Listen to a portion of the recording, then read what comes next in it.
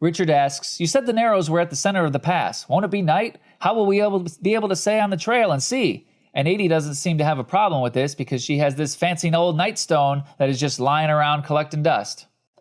Am I the only person who has a hard time with this scene? Because I have at least two serious problems here. First, what about torches? Did everybody all of a sudden forget about the existence of torch technology? I could forgive 80 for not having any spare torches lying around. A blind person doesn't need torches, but Richard and Caitlin would know about them. And even if they somehow never encountered torches in their entire lives, they would have first seen them during Zed's performance of the 50-man Westland Karate Choir at his house. And they were at the supply shop in South Haven. I'm very worked up about this. Bill doesn't mention 80 is blind and says a lot of people there don't go to see her out of superstition. Frankly, I guess that would mean she doesn't see anybody.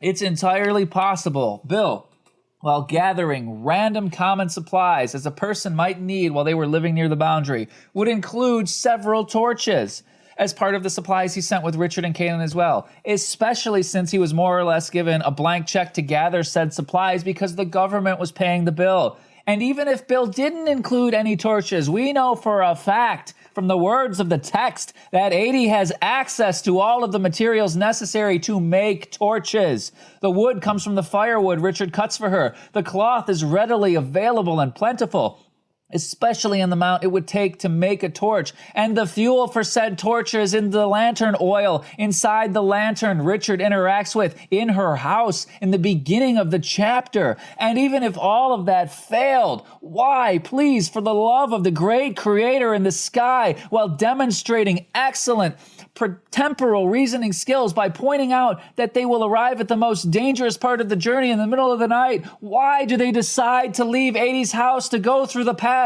at the exact moment that will make them arrive at the most dangerous spot in the middle of the night? Most likely during a rainstorm due to the clouds keeping Richard hidden from the tracer cloud.